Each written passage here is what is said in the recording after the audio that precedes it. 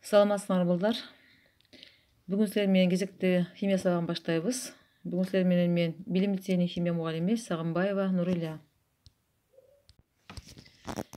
Бүгүнкү сабакта өтүлүүчү темабыз полисахариддер. Бул темада биз бүгүнкү сабакта силер менен төмөнкү түшүнүктөргө көңүл бурабыз. Биринчи, полисахариддерге жалпы мүнөздөмө. Экинчи, полисахариддердин өкүлдөрү жана молекуласынын түзүлүшү. Үчүнчү, полисахариддердин физикалык, химиялык касиеттери жана алардын практикалык мааниси. Балдар, биз силер менен бүгүнгө чейин моносахариддер жана дисахариддер жөнүндө окуп үйрөндүк.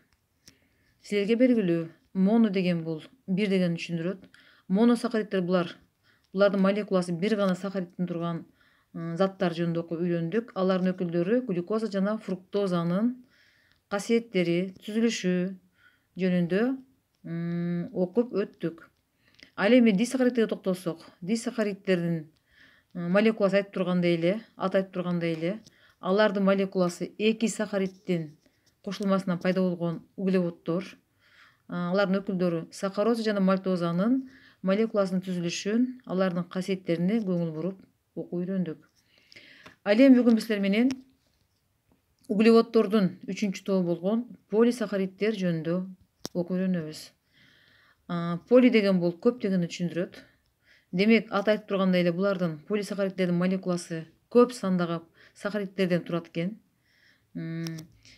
Полисахариддердин жаратылыштагы өкүлдөрү булар крахмал, целлюлоза жана гликоген болуп саналат. Полисахариддер булар биополимерлер деп аталат экен. Биополимер деп аталган себеби булар биологиялык жол менен синтезделип алынган полисахариддер же углеводдор болуп саналышат.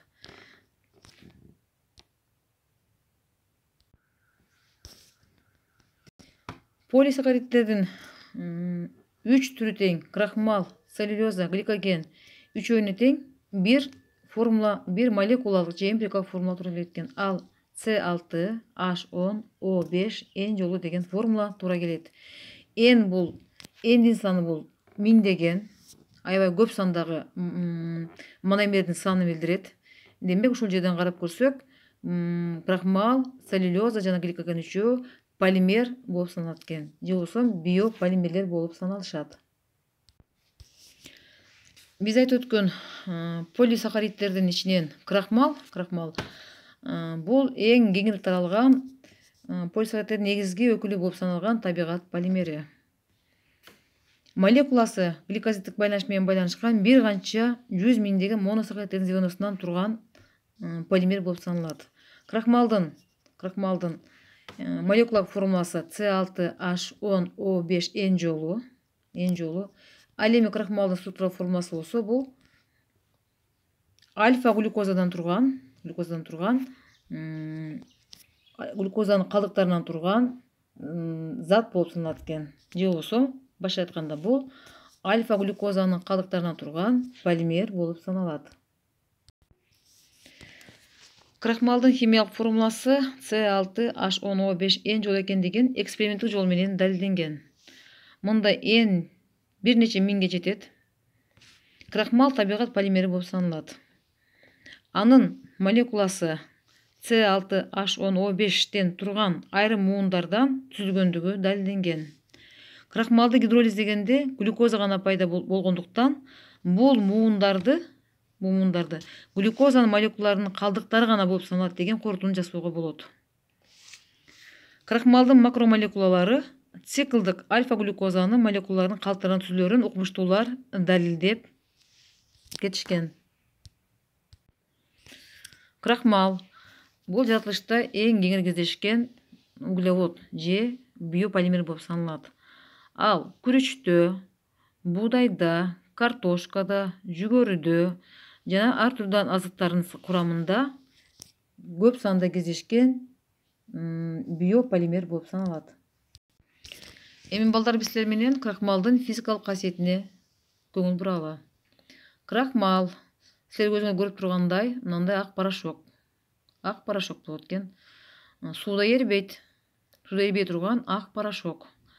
Эгер биз крахмалды ысык сууга салсак, ал ысык сууда көбөйөт да бара коллоид эретмеге өтүп клейстерди пайда кылат.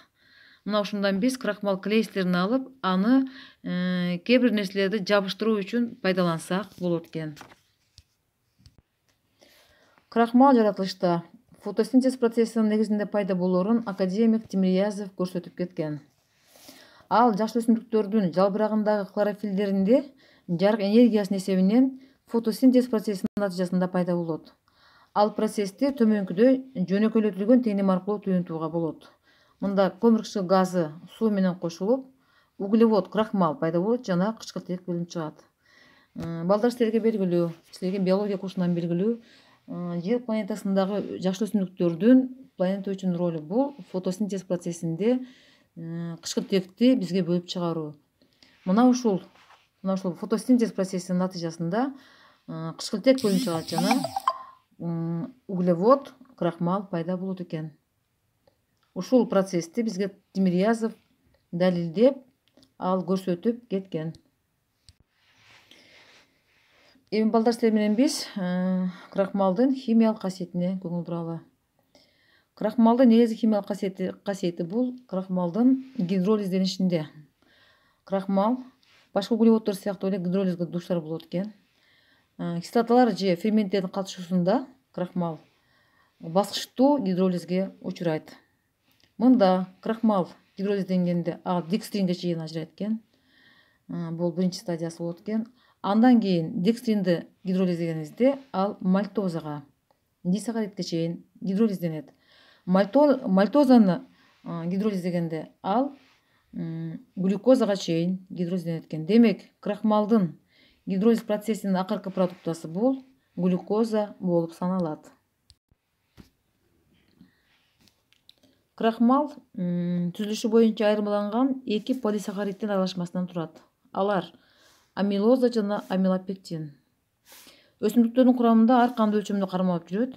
Мисалы, амилозанын орточо саны 20-25%ке чейин болсо, ал эми амилопектин болсо 75-тен 80%га чейин болот экен.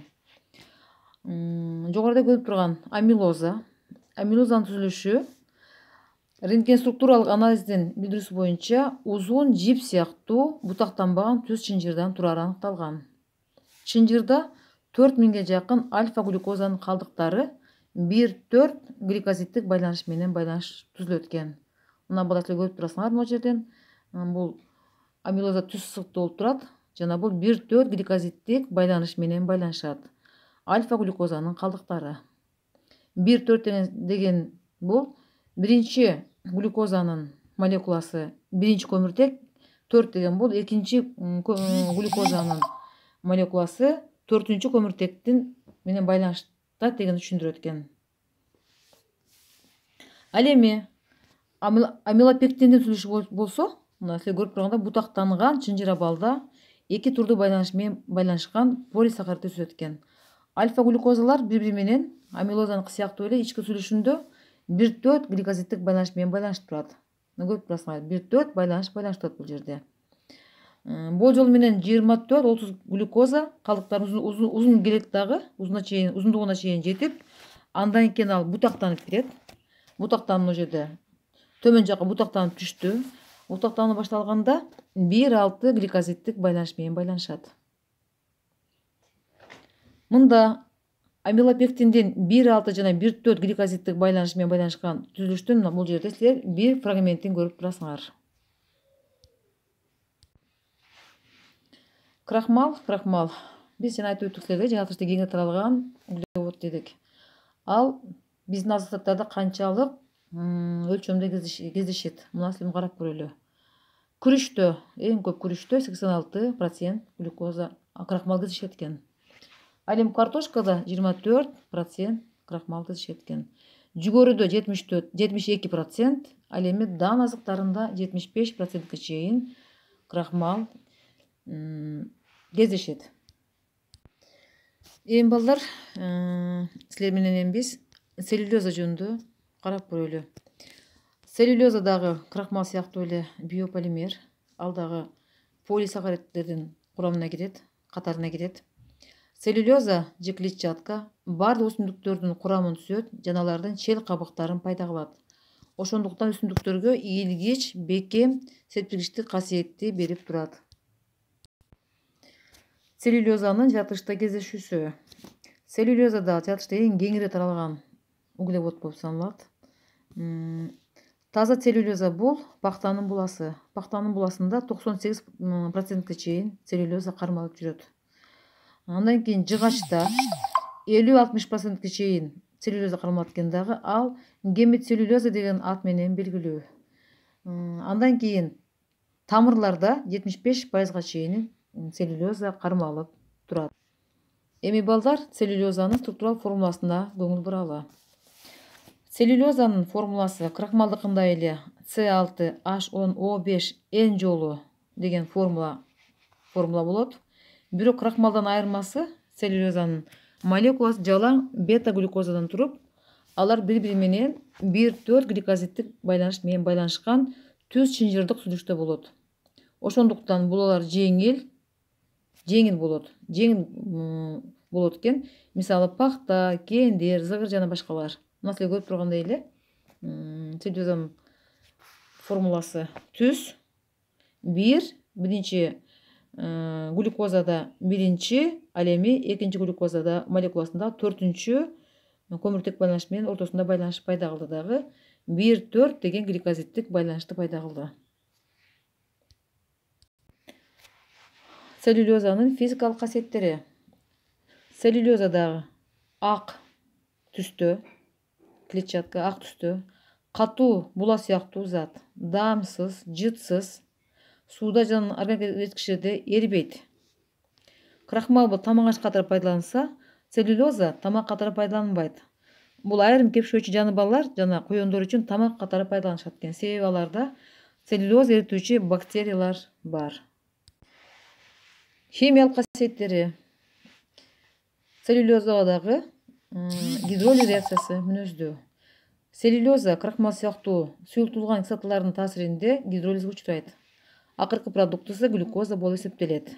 Мында аралык продуктта целлюлоза пайда болот жана ал андан ары гидролизге учурайт дагы, акыркы продуктасы бета-глюкоза пайда болот экен. Жаратылышта эң целлюлозаны көп кармаган зат бул пахтанын буласы. Мына балар көрүп тургандай, бул пахта көбүнчө ысык өлкөлөрдө, мына биздин түштүк жакта эгилет. Ушул пахтанын буласы бул 98% целлюлозаны кармаган таза целлюлоза деп эсептесек болот экен.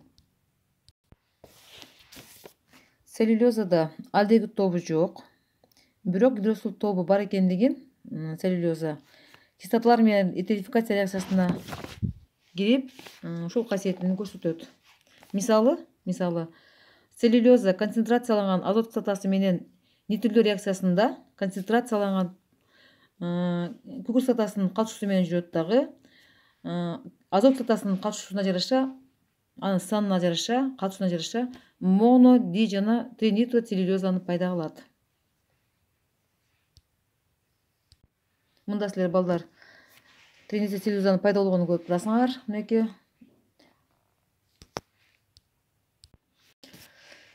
тринитроцеллюлоза бул пироксидин деген ат менен өндүрүштө тез күйүп жаргыч затты пайда кылуучу зат катары бизге белгилүү.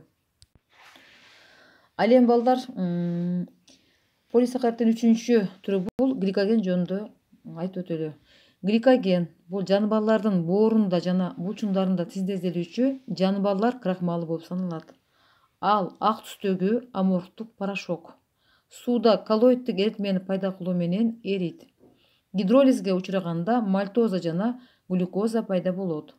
Гликоген боордо глюкозаны керек убакта берүүчү запастагы углеводдук кампа катары кызмат аткарат. Мына эмесе балдар, бүгүн биз силер менен полисахариддер жөнүндө карап өттүк.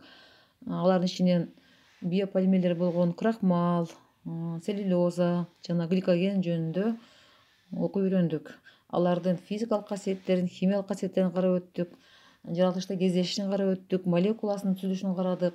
Алардын бири-бирине окшоштук жагын жана айырмачылыктарын силер менен бүгүнкү сабакта карап өттүк. Эми силерге тапшырма балдар. Ушул теманы кайталап үйдөн жакшылап кайрадан окуйсуңар. Окугандан кийин ушул китептин 195-бетинде 14, 15, 16 көнүгүүлөр үйгө тапшырма. Анда эмесе балдар, бүгүнкү сабагыбыз аягына чыкты. Кийинки сабакта жолукканга чейин саламатта калгыла балдар.